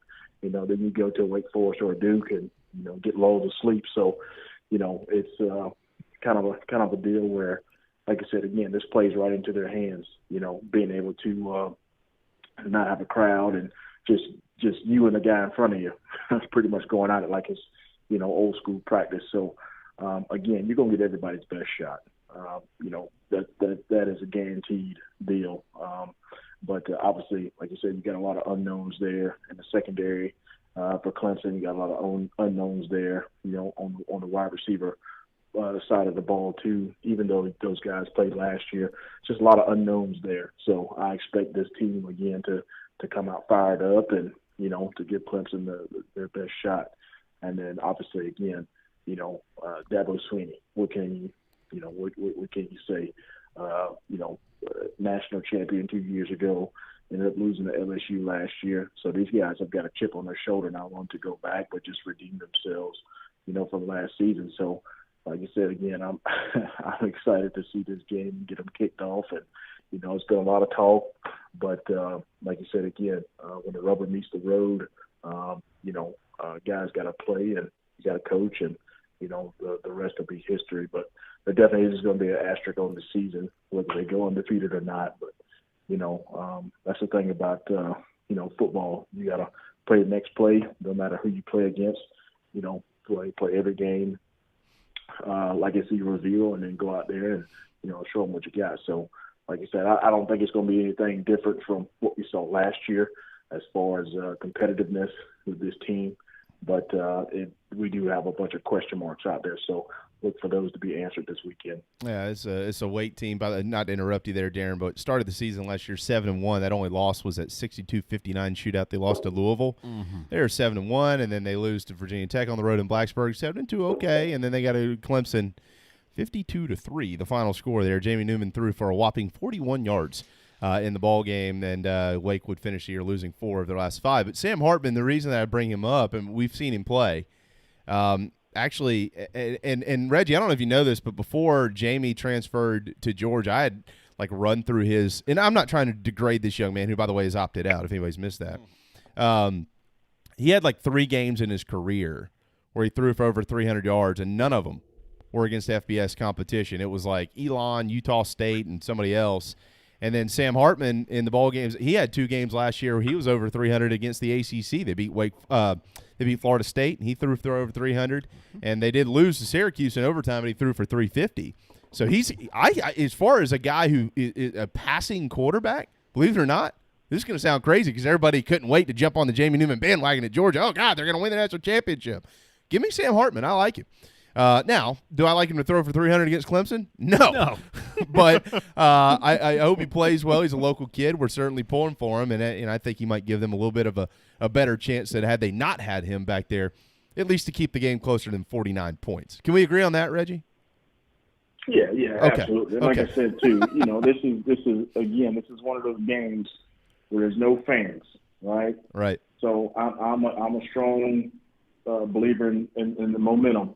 So again, this is just like practice. You're going out and you're playing just in front of the next guy, and you got to be able to pull your punches, man, when you need to, and then being able to throw that knockout blow. So. I look for them again to kind of open things up, and obviously Clemson, how dominant they were, on defense last year, especially that front seven guys. If they give Wake Forest a little bit of momentum, a little bit of light, man, they could stretch this thing out. But like I said again, there's the unknowns there that with the run game and all that type stuff. That it kind of concerns, but again.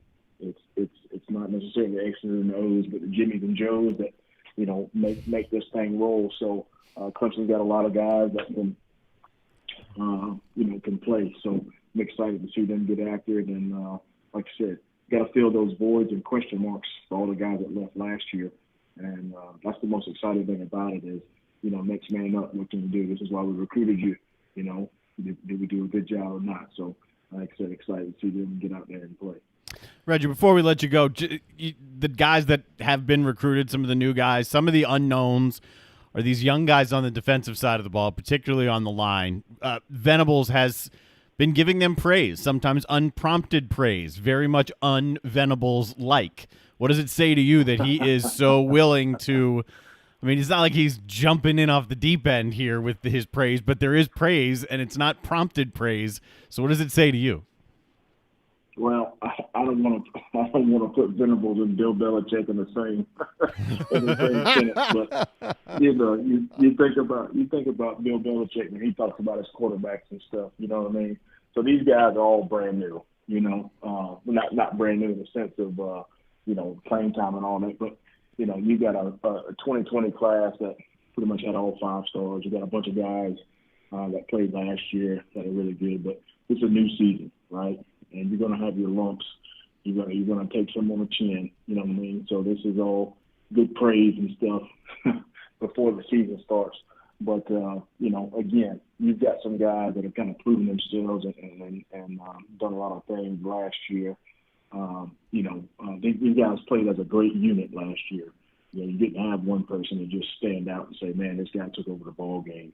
So that might change this year for that defensive line. You know what I mean? They've got a couple of juniors, a couple of sophomores on there that have really had some time. And then you got that stunning freshman defensive line that you just signed to, so they'll get some reps. But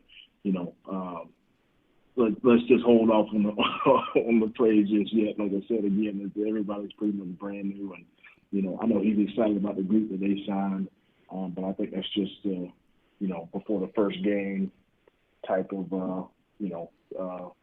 just talk. But like I said, they signed some good guys, and when the rubber hits the road, we'll see. Absolutely, yeah. Miles Murphy and Brian Brzee have been on the end of those compliments, most notably, at least recently, big-time 5-star players as part of that Clemson defensive line. On that note, Reggie, we'll let you get back to work. We know it's a 6-day work week for you this week. Well, no, it's not 5. You're probably off yesterday, but moving forward, it will be 6 because Saturdays in the fall belong to Clemson football, and you're right there with them as part of the Clemson Sports Radio Network, and we really appreciate it. Looking forward to the call on Saturday night. Go get them in Wake Forest. I'm sure when we talk on Monday, you'll be 1-0. Oh, yes. I have a strong feeling we will be. But like you said, again, I'm excited that these guys are playing this year. And, just hope they're happy. Everybody's happy and healthy right now. And, excited to kick off this weekend. So I appreciate you guys for having me on as well, too. And go Tigers. Always. Good to talk to you, my friend. Have a great weekend. Thank you. There you go, Reggie Merriweather, former tailback with Clemson football. 1:34 on a Tuesday afternoon. Time for a timeout. When we return, we do have news on a former Clemson wide receiver. Matter of fact, news on 2 of them pretty big news. You'll want to hang tight for that. Much, much more here on the JB and Goldwater Show, driven by Stokes Volkswagen. Phosphate Road with exciting news. Every 2020 Tiguan S, our best-selling third-row SUV, is $3,500 off plus 0 APR for 72 months. But wait, there's more. With $299 down, you can own the Tiguan S for just $299 per month for 72 months at 0% APR. Not just one at this price, over 22 Tiguans to choose from. All $3,500 off plus 0 APR for 72 months and $299 down, $299 per month. Best of all, at Stokes Volkswagen, we are so desperate for used cars that we'll take any trade in any condition, running or not. We need your trade more, so we'll flat out give you more. And don't worry about your credit. Our lenders are more lenient than ever. So if you're interested in saving $3,500 on a new Volkswagen Tiguan S and owning it for $299 down, $299 per month, come see us today at Stokes Volkswagen on Ashley Phosphate or StokesVW.com. Peace and love at Stokes VW. Plus tax tag includes $399.50 closing fee. Offer subject to lender approval. Expires month end. DB's Cheesesteaks, the tastiest, juiciest, and now award-winning cheesesteaks in the Low Country. DB's Cheesesteaks delivers, and not just in quality. Download DoorDash, Uber Eats, or your delivery app of choice and have it dropped off at your doorstep. Original chicken, buffalo chicken, even pizza cheesesteaks. Not to mention incredible cheeseburgers, massive hot dogs, and dynamite hoagies. It's all there for you and your family. DB's Cheesesteaks in West Ashley. dbscheesesteaks.com. Hey guys, it's Darren, just here to tell you about our good friends over at Dog and Duck. They've got 3 locations, one in Bell Hall, one in Park West, and one, the new one, out on Clements Ferry. I can tell you from personal experience, it's the only restaurant in town that I've been to since this whole place has reopened. Everything is socially distant, very comfortable, and to top it all off, great selection of rotating craft beers, food specials every day, family meals. If you don't want to go in, you can order it and have some curbside pickup as well. Dog and Duck, 3 locations, proud partners of the JB and Goldwater Show. Now, hear this. Who the hell is that? The JB and Goldwater Show. Live, loud, and online. All right, 1:36, final segment of the Tuesday afternoon. I guess it's going to be a rainy Tuesday afternoon here in just a little while in the Low Country of South Carolina. Thanks for watching and listening to the JB and Goldwater Show. That's Darren. I'm Jamie. About 25 minutes left in our program. Thanks to Wes Mitchell and Reggie Merriweather joining us back-to-back there in those last couple of segments as well. 843-321-8893. That's our phone number, 843-321-8893. If you'd like to be a part of our program, you can do it. Still got plenty to pack in here in the last few minutes this afternoon. Thanks to our friends at Patriots Point, as always, for presenting the national anthem at 1 o'clock. We hope you enjoy that every day, patriotspoint.org. For much more information, you can sleep at the USS Yorktown. You can camp over there. There's actually a link right on the homepage. Click on that, and if you hit the drop-down menu, it'll tell you all about Patriots Point, how you can explore, how you can buy tickets, take tours, plan your visit, news, events, and so much more at Patriots Point at the foot of the Ravenel Bridge in Mount Pleasant, the home of the USS Yorktown, the Clamagore, the Laffey, and, of course, the Vietnam War exhibit. Also the home of the Holy City Drive-In movie series on Friday and Saturday nights right now over at Patriots Point. This coming weekend, Friday night, it's September the 11th. That's quite an important day in our country's history based on 19 years ago. American Sniper will play. Bradley Cooper, of course, the star of American Sniper. 7:30, you can buy tickets. Get showtimes and much, much more at holycitydrivein.com. All right, on a couple of former wideouts with Clemson. Real quick here, I mentioned earlier that Henry Ruggs III and Brian Edwards are starting at wide receiver for Las Vegas. Probably didn't mention this one, though. Hunter Renfrow also is. So it is a very regionalized wide receiver group, at least the starters for the Raiders, as they've now officially released their depth chart. I guess Carolina and Clemson fans can all agree on this. We should all be Las Vegas Raiders fans because you got Renfrow and Edwards starting on offense. Tigers' former guard John Simpson is the backup to Richie Incognito, who's an all-NFL guy. But he is the backup on the offensive line. You flip it over to the defensive side of the football. Tigers' former star Cleveland Ferrell is a starting defensive end, and they've also got Trayvon Mullen at corner, who of course played at Clemson, And Keyshawn Nixon will back up Trayvon Mullen. Keyshawn, of course, played for South Carolina. By the way, Hunter Renfrow also returning punts for Vegas. Good for him. So a good mixture of Gamecocks and Tigers out in Las Vegas. So when you were saying news on former Clemson receivers, I didn't think you were going there. Well, I'm going to the next one now. This is really big news, like financially large, wonderful news, as a matter of fact, for DeAndre Hopkins. It's a new deal, and Nuke Hopkins is going to be in Arizona with the Arizona Cardinals for the foreseeable future. The Cardinals and Hopkins agreed to a 2-year extension worth $54.5 million. 42.5 of that is guaranteed. It keeps him in Arizona for 5 years through the 2024 season and $94 million total for an annual average of $18.8 million. Meaning he's likely to be the heir apparent to Larry Fitzgerald. That's, of course, first reported by the NFL Network. Now, am I understanding this correctly? Is this the largest non-quarterback deal in the history of the sport? Yes. Guaranteed? Yeah. Overall. Or just overall? It's probably both, but I read it as overall. It's the largest deal for an NFL player, not a quarterback. Wow. Nuke Hopkins is getting paid. Money is flowing right about now. I mean, they're comparing him to Larry Fitzgerald. I would more compare him to Rod Tidwell. Rod Tidwell. Yes, the highest paid non-quarterback in league. Well, didn't Jerry Maguire get Rod Tidwell paid? He did get him paid. Wasn't it like $6 million? I don't remember what the final number was. I just remember him lying there on his back after he was knocked unconscious in the end zone. Yeah, but then he danced. It was all good. Yeah, that's true. Rod Tidwell was the man. Rod Tidwell is one of the most unsung heroes in the history of sports movies. Really? Yeah. Dude, Okay. who didn't love "Show Me the Money"? I mean, who can't quote that? It's one of the greatest quotes in the history of movies. That one, there's a bunch of good quotes in that one, and I'm not a quote guy. I don't remember a lot of movie quotes. I don't see a lot of movies, but the human head weighing 8 pounds, and the had me at hello, like there are lines in that movie that everybody knows. I mean, is there anybody cuter than that kid? That kid's old now. I know. So is Macaulay Culkin, who just turned 40. That. Let that sink in. But that was anyways. Yeah, I saw that one. Congratulations to Nuke Hopkins following in the footsteps of one Rod Tidwell. Oh, and Larry Fitzgerald. Yeah. I forgot about that. All right. Back to some college football here.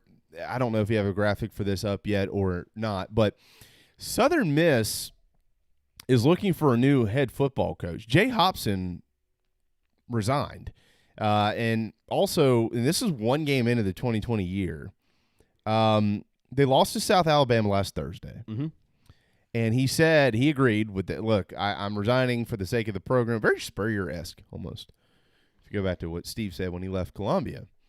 So Southern Miss will be looking for a replacement. Okay, well, I didn't think much about it. Southern Miss football isn't necessarily always on my radar, although it was great to watch them play last week because we were just anxious to see football. Always respected them.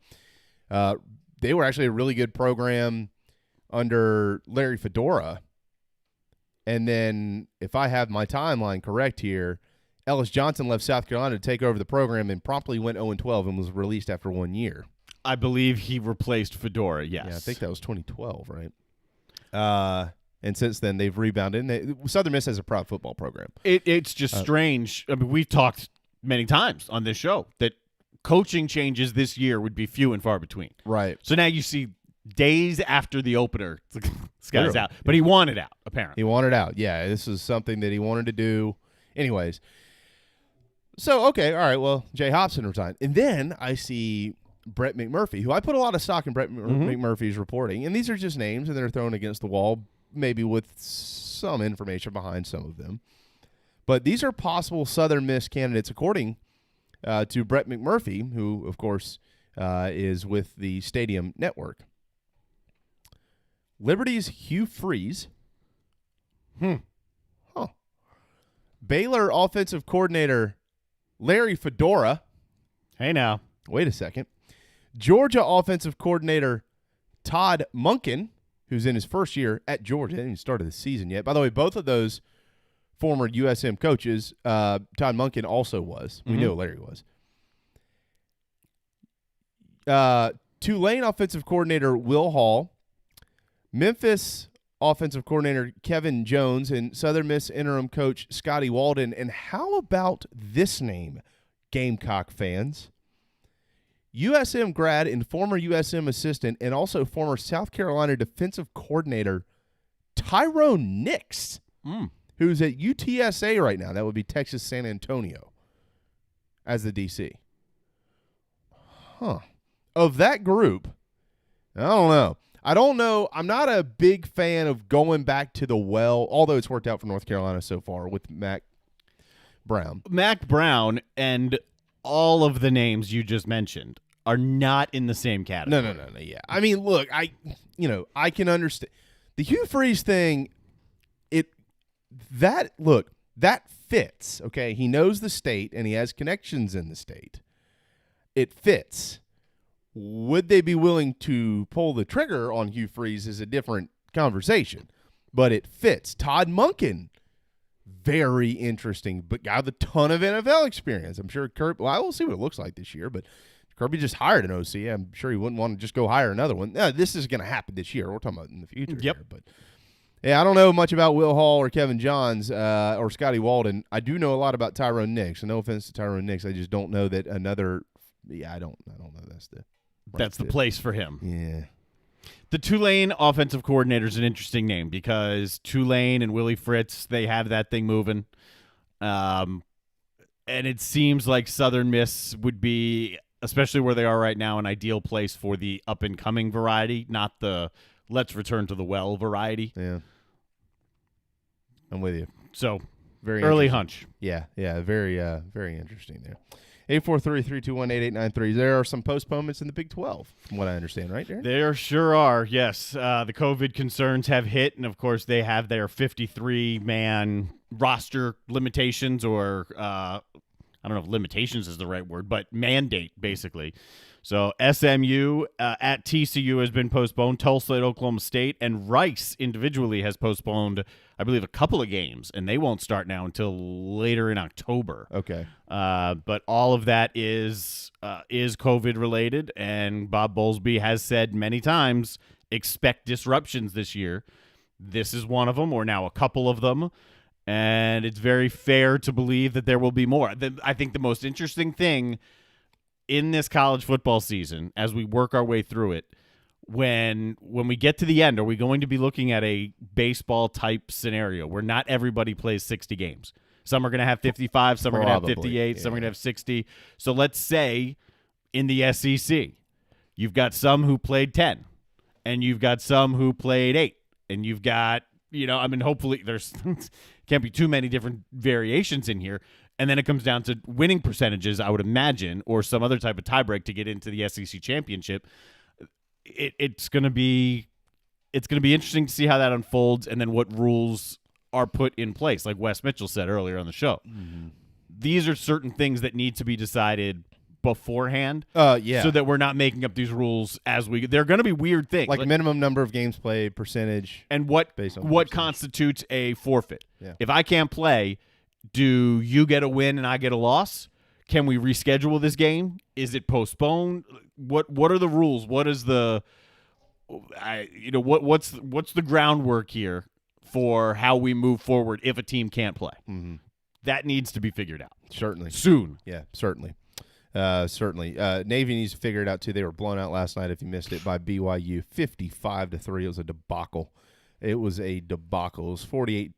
It was like 48-0 at one point in time. I think Navy kicked a field goal. But nonetheless, we had football this weekend. It was good to see it. Memphis, UTEP, North Texas, SMU, Army, Marshall, all winners over the weekend in college football. Real quick, before we move to baseball and our handy-dandy what day is today, here is what the week looks like as far as lines go. Miami 14-point favorites over UAB. That is interesting. 14. Yeah, that's interesting. That's low. I was thinking that was going to be more around 20, 21. That's where I would lean. I'm a touchdown off, and I'd like to know why. We won't talk to Raphael until Friday, but maybe we can send him a note and figure out why exactly that is. Syracuse and North Carolina, Tar Heels 22.5-point favorites. This is all with mybookie.ag. If you're a sports bettor, here you go. Charlotte and App State 17-point favorites over Will Healy. And Charlotte coming up this weekend in that's another big line, but another one I like. App 17, I like that. But you would take App at 17? I would take App at 17, yeah. Well, you and I we'll have our shot to do that later on this. I'm pretty sure I had a bad first week. And here are some other notables. La Tech and Baylor, 18.5-point favorites are the Baylor Bears. That over-under is really interesting. What is it? 57.5, and both of these teams can score. Mm-hmm. So I was off on that too. Duke and Notre Dame, the Irish are 20-point favorites against the Blue Devils in South Bend, 2:30 coming up on Saturday afternoon. Georgia Tech and Florida State, that line's only 12.5 in favor of Florida State. That's not really shocking either. There's a lot of unknowns between those two football teams, maybe two of the teams with the most unknowns in the ACC. Clemson, Wake, 32.5 in favor, of course, of the Clemson Tigers. Last year, Tigers beat them 59-3, and the number has grown in Lawrence. Kansas now 7-point favorites over Coastal Carolina. So we'll see if the Chanticleers can go back-to-back against the Big 12 program. Jayhawks coming up this weekend. All right, into baseball. Something really interesting is kind of spinning right now because there are a lot of teams who have a shot at the playoffs. Remember, it's the expanded playoff this year. Talking about 16 teams that will be in there. The top 2 teams from each division, and then a wild card team, and then 2 wild card teams from each league. So right now in the East, you'd have Tampa, believe it or not, and Toronto. The Blue Jays have worked their way 2 games ahead of the Yankees, who have really been struggling. Gave up 10 runs in 1 inning yesterday, as a matter of fact. But Tampa and Toronto would be in there out of the East in the American League. The Indians and the White Sox would make it in the Central, and the Athletics and the Astros out West. The other 2, as it seems to me right now, Minnesota would definitely be in there. They're only a game back of Chicago and Cleveland, Darren. And then it looks like it would be the Yankees that would squeeze in as that 8th team out of the American League. In the National League, the Braves and the Phillies continue to lead the East. The Braves 2 up on Philly. Cubs, Cardinals in the Central, and then the Dodgers and the Padres out West. Who would those 2 additional teams be? It looks like it would be the Giants and the Miami Marlins. The Marlins haven't gone away. Wow. They took their little COVID break and then came back strong enough that it put them at the top of the league, or at least the division for a while. Right. 22 teams are within 2 games of a playoff spot, with about 20 games to go, or 20 days at least, to go in the season. Today's September 8th. We're supposed to end on the 27th, so right about 20 days, 20 days, and all but about 7 or 8 teams are within 2 games of a playoff spot. My Nationals are not of those 22 teams. I don't think that they're in there, are they? Did you see Joe West throw out the Nationals general manager from the second level during the game? Yeah. That happened. Joe West, American treasure. Right.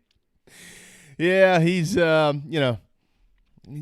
Joe, I got a feeling this is probably about it for Joe. I think he's getting tired and worn down, but he's been calling games since the early 1800s. Yeah, so he's been around a while. It feels like that, and he was the one who said he's not worried about umpiring during COVID or whatever. He's like, whatever. He's moving right along here. If you missed the news to start the day, it is substantial in Atlanta. 10-game in the 10-game injured list. It's still hard to say. I know. It is. For Max Fried, who right now is in the driver's seat to win the National League Cy Young Award. He's got back spasms, so he'll be out until at least it looks like it's retroactive to the 6th, so right around September the 16th. Braves hoping to get him back. Kyle Wright, though, has been activated for Atlanta, so we'll see how that affects the Braves moving forward, who just have not been able to stay consistent in the staff, but they have been able to stay consistent at the top of the National League East. I continue to lead it there again by 2 right now over the Philadelphia Phillies.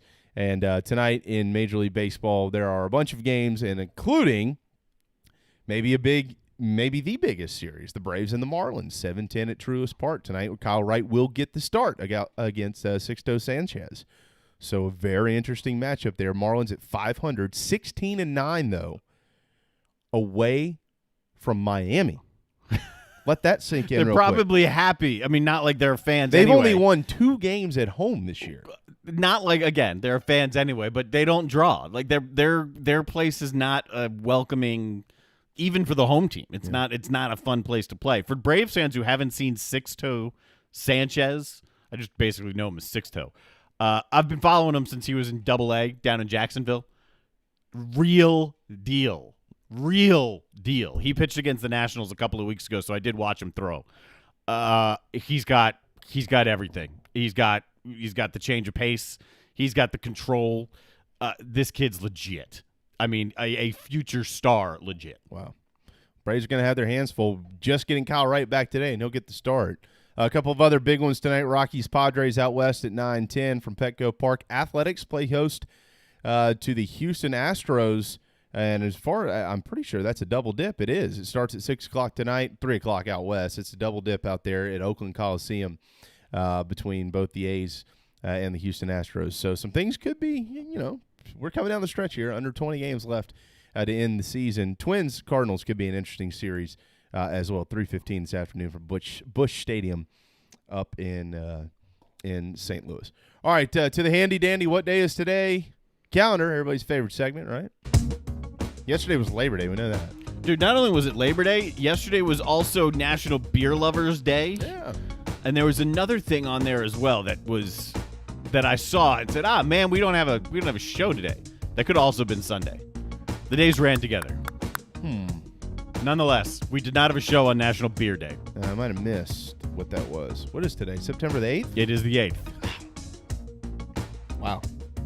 Flying by. Getting right into football. We're in football. 2 days. We got a Thursday night. Miami plays in 2 days. Love these folks. Happy National Pediatric Hematology and Oncology Nurses Day. God bless all y'all. Oh, man. No kidding. No kidding. I've been to a few of those with my daughters over the last year and a half. Love all of you ladies and gentlemen for what you do. Thank you so, so much. Happy National Ants on a Log Day. You know what it is, right? Yeah. Yeah. I just you have a day for everything. It just, There have been worse and dumber days than true. ants on a log. Yeah. I mean, every kid going through elementary school at some point has had celery, peanut butter, and raisins. Right. Yep. There you go. And then finally, Happy National Another Look Unlimited Day. Yeah. Happy National Another Look Unlimited Day. Celebrating the use of replay? Well, it's the day after Labor Day, and it provides an opportunity for fall cleaning. Oh. I guess basically what it says is, look, man, you got Christmas coming up. Get rid of some of that crap. That's what they're saying. That's the way I took it. I'm not ready to deal with Christmas. I've got a daughter who, for 2 weeks, has been wanting to write Christmas lists already. It's like, dude. I've already written mine. It's September. Yeah, and then we write ours early around the Bradford house. Santa loves us. We send a bunch of letters every year. Yeah. Direct. We FedEx that thing right to the North Pole. We'll keep our eyes peeled. Again, if you are, for some reason, just tuning in, I don't know where you've been, but go back and listen to the program. We did address at the top of the show and did again with Wes Mitchell, the rumor mill in Columbia involving this fight with a former preferred walk-on and a handful of South Carolina football players. Not going to comment much further on it, but again, going to reiterate what we said earlier. I would be very cautious what you read and hear at this point in time, and I would wait until more information is available. And I will leave it at that. Those you should be able to read between the lines on that one. Yep. Tomorrow, you don't ever have to read between the lines with him. It's J.C. Sherbert. He'll show up around 12:30. We'll keep him for a couple of segments, and we'll be right smack dab in the middle of the work week. Remember, Thursday night is college football, so we'll start to get into some ball games with JC. We'll obviously talk about Clemson. We'll talk about a lot about South Carolina, and we've got some more. Got another good game to play with him tomorrow, so it'll be another fun day with the owner of thebigspur.com, part of the 24/7 Sports Network, and we'll see what else we can squeeze into the day as well. We've got plenty to get to this week now that college football is here. We actually have games to talk about. This is just you should have listened to me 3 months ago. I told you this was coming. Nobody wanted to believe me. Here we are. You were the voice of optimism and turning into the voice of reason somehow. Yeah. But, man, it feels good. It feels good to see football around. One other thing, Shout out to all of you listening and downloading the podcast. Keep doing it. Rate us as well. Rate us 5 stars. Follow it. Share the show. We cleared 10,000 downloads over the weekend. And actually, I think it was last week it happened, but then they notified us with our little 10,000 badge icon thing. It's a big deal, man. 10,000 downloads. Thank you. Huge. Keep it up. Thank you very, very much. Absolutely. Thanks to Wes Mitchell and thanks to Reggie Merriweather. One final note, Coastal Carolina will be able to seat 5,000 fans in the ball games this fall. For my friend Darren Goldwater, thanks to him as always. We hope you have a terrific Tuesday afternoon, and the JB and Goldwater Show returns tomorrow at noon. We'll see you then.